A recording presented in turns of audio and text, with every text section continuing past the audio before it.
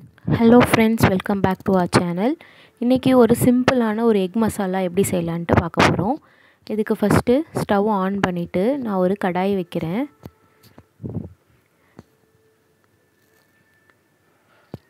இந்த கடாய் நல்லா ஹீட் ஆனதுக்கு அப்புறம் இதில் ஒரு 2 டேபிள் ஸ்பூன் அளவுக்கு ஆயில் ஆட் பண்ணிக்கிறேன். இது வந்து நீங்க சப்பாத்தி, பரோட்டா அந்த மாதிரி எந்த இதுக்கு வேணாலுமே வச்சு சாப்பிடலாம், நல்லா இருக்கும். தோசை கூட நல்லா இருக்கும். எண்ணெய் நல்லா சூடானதுக்கு அப்புறம் அதில் கொஞ்சோண்டு கடுகு போட்டுக்கிறேன். கடுகு நல்லா வெடிச்சதுக்கு அப்புறம் கொஞ்சம் சீரகம் ஆட் பண்ணிக்கிறேன்.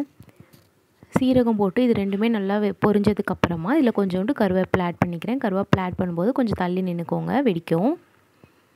இந்த கருவேப்பிலை நல்லா பொரிஞ்சதுக்கு அப்புறமா இதில் நான் வந்து இப்போ வெங்காயம் ஆட் பண்ண போகிறேன். இதில் 2 வெங்காயம் 2 பச்சை மிளகாவை கொஞ்சம் சின்ன சின்னதாக கட் பண்ணி வச்சுருக்கேன். இதில் நான் ஒரே ஒரு பூண்டு மட்டும் பொடியாக கட் பண்ணியிருக்கேன். நீங்கள் உங்களுக்கு பூண்டோட ஃப்ளேவர் பிடிக்கும் அப்படின்னா நீங்கள் இன்னும் கொஞ்சம் கூட ஆட் பண்ணிக்கோங்க, நல்லாயிருக்கும். வெங்காயத்தை நல்லா வந்து இப்போ வதக்க போகிறோம். இது சீக்கிரமாக வதங்கணும் அப்படின்றதுக்காக நான் கொஞ்சோண்டு உப்பு ஆட் பண்ணுறேன். இந்த ஸ்டேஜில் நம்ம உப்பு ஆட் பண்ணும்போது வெங்காயம் கொஞ்சம் ஃபாஸ்ட்டாகவே வந்து வதங்கிடும்.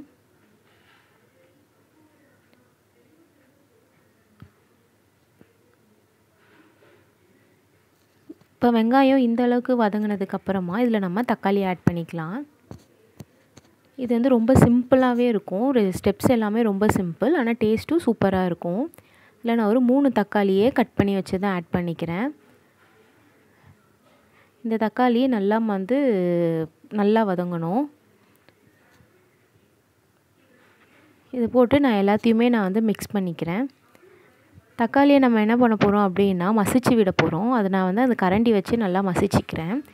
தக்காளி எந்த அளவுக்கு நம்ம வந்து மசிக்கிறோமோ அந்த அளவுக்கு அதோட திக்னஸ் வந்து நல்லாயிருக்கும், ப்ளஸ் அதோட டேஸ்ட்டுமே நல்லாயிருக்கும். இதில் இப்போ நான் உப்பு, மஞ்சப்பொடி, மிளகாய்த்தூள், கரம் மசாலா, மல்லித்தூள், கொஞ்சோண்டு சிக்கன் மசாலா ஆட் பண்ணுறேன். உங்களுக்கு அது சிக்கன் மசாலா ஆப்ஷனல் தான், வேணும்னா ஆட் பண்ணிக்கோங்க. நான் ஆட் பண்ணி பாருங்கள், டேஸ்ட்டு நல்லாவே இருக்கும்.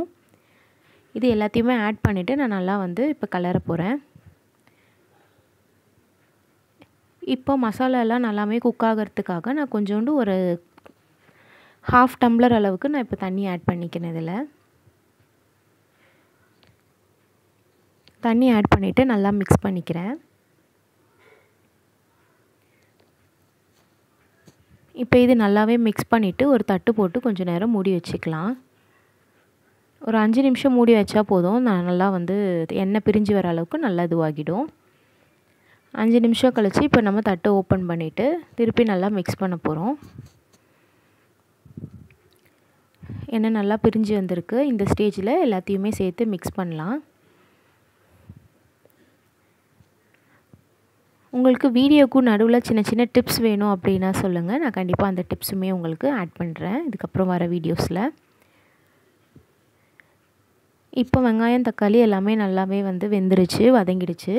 ஸோ இந்த ஸ்டேஜில் நான் என்ன பண்ண போகிறேன்னா 2 முட்டையை உடச்சி ஊற்ற போகிறேன்.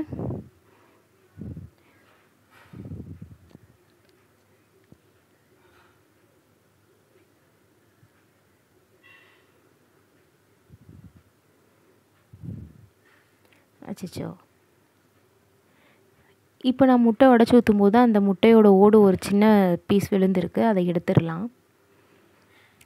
இது எப்போவுமே நடக்கிற விஷயம் தானே நம்ம முட்டை யூஸ் பண்ணும்போது. ஸோ அதை வந்து ரிமூவ் பண்ணிடலாம்.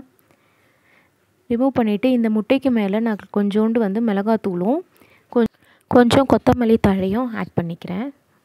நல்லாயிருக்கும், அது வெந்து வரும்போது நல்லாயிருக்கும். இந்த மாதிரி ஆட் பண்ணிக்கோங்க. மிளகாத்தூள் நிறையெல்லாம் போட வேண்டாம், லைட்டாக ஒரு பிஞ்ச் போட்டால் போதும், நல்லாயிருக்கும். இப்போ இந்த சைடு எல்லாத்தையுமே நான் எடுத்து விட்டுட்டு இதில் ஒரு 2 டேபிள் ஸ்பூன் ஆயில் சுற்றி ஊற்றிக்க போகிறேன். அப்போ நமக்கு அடியில் வந்து ஒட்டாமல் வரும். இந்த மாதிரி சைடில் ஊற்றிக்கோங்க. 2 டேபிள் ஸ்பூன் ஆயில், டீஸ்பூன் ஆயிலே போதும். ஏன்னா ஆல்ரெடி நம்ம ஆயில் நிறைய ஊற்றிருக்கோம் ஸ்டார்டிங்கில், அதனால் ஒரு 2 டீஸ்பூன் ஆயில் ஊற்றினா போதும்.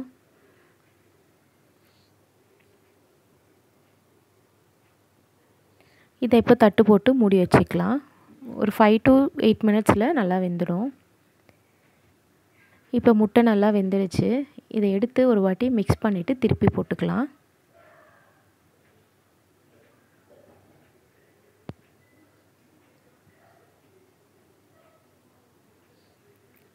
உங்களுக்கு வேண்டாம் அப்படின்னா நீங்கள் உடைக்க வேண்டாம். நீங்கள் அந்த மாதிரி ஃபுல் எக்காகவே கூட வச்சுக்கலாம்.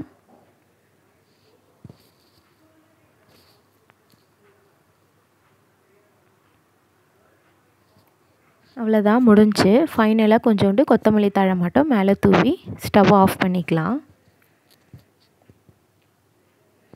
நம்மளோட சிம்பிளான எக் மசாலா ரெடி ஆயாச்சு.